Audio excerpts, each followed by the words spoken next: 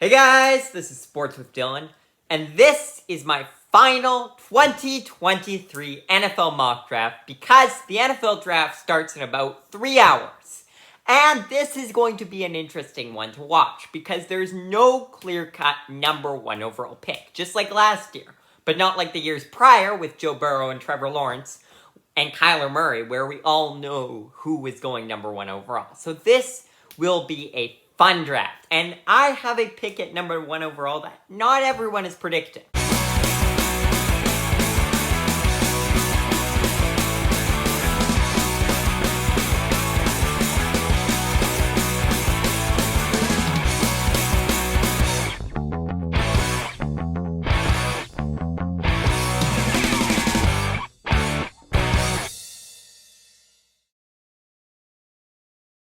CJ Stroud was a star quarterback in college. And honestly, this was a toss-up between him and Bryce Young, who we'll talk about very soon. Don't worry. But with Bryce Young being 5'10" and not weighing a ton either, then I think it's best that the Panthers go for CJ Stroud. He played just as well in college, even though Bryce Young barely edged him out for the Heisman 2 years ago. But these are two superstar quarterbacks, and it could go either way. Whichever of those two quarterbacks don't get picked number one overall will be picked number two overall. And in this mock draft, that is Bryce Young. He is still a superstar quarterback, despite being slightly undersized. He didn't have a game in college where I can confidently say that it was awful. Every game he played was really, really fun to watch of his. So I cannot see the Texans not going with Bryce if he's still on the board. Kyler Murray tore his ACL this past season. The offensive line was just awful for him.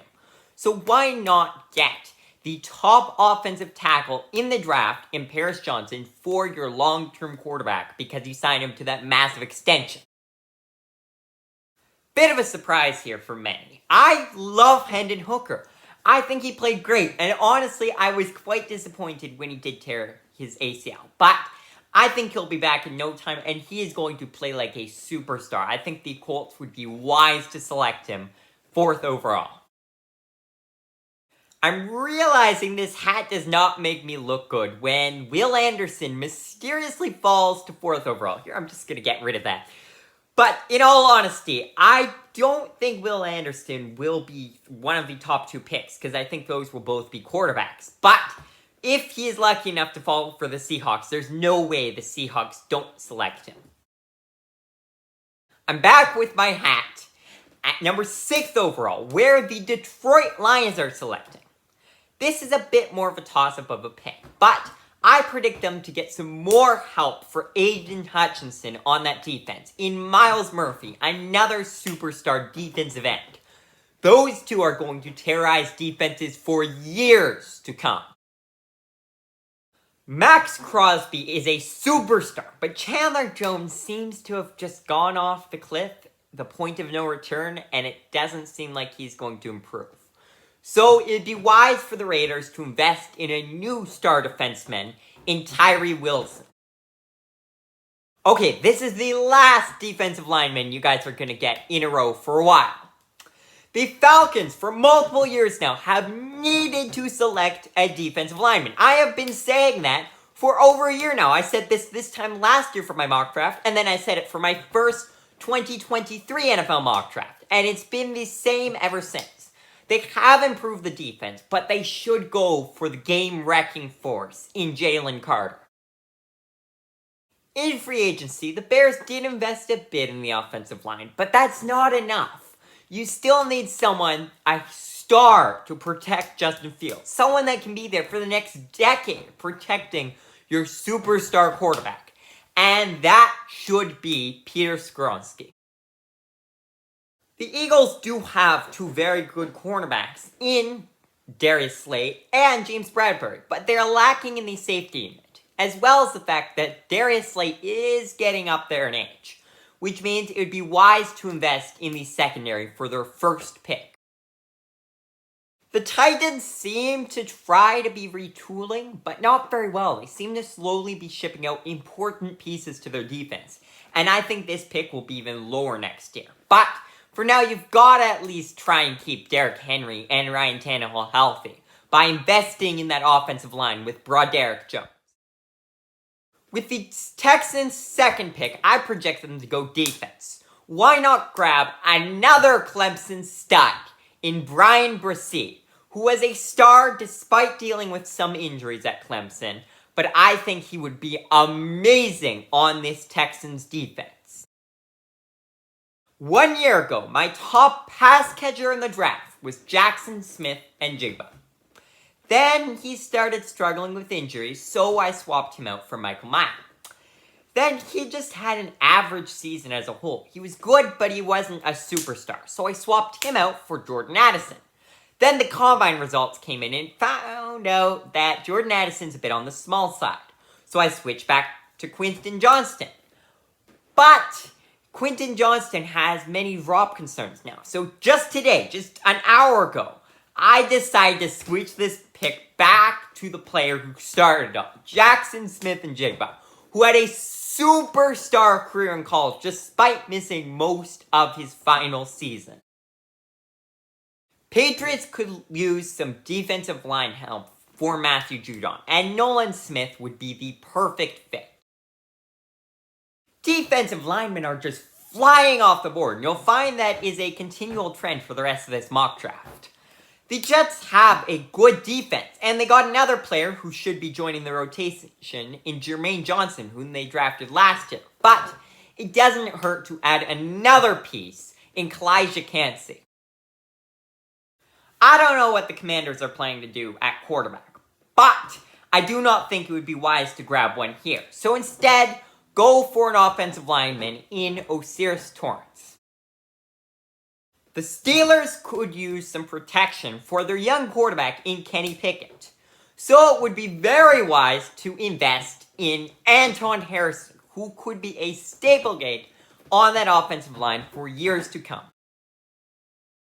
The Lions are lacking in the secondary, although C.J. Gardner-Johnson is a superstar, and Kirby Joseph looks like he could blossom into a very good safety. And yes, they did sign Cameron Sutton and Emmanuel Mosley in free agency, but both of those guys are slightly above average. Christian Gonzalez could be a superstar for this Lions team for years to come, especially after trading away Jeff Okudah.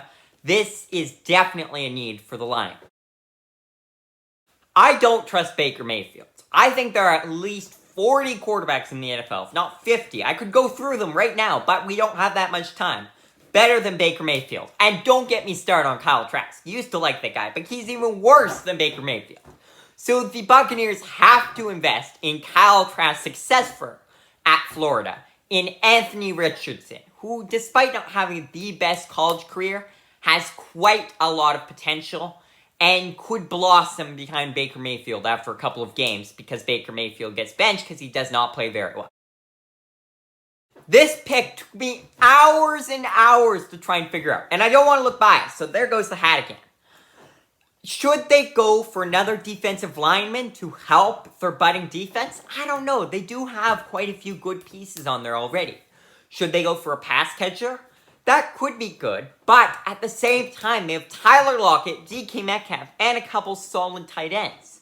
So I project them to go offensive line with this pick, but it honestly is a best player available situation.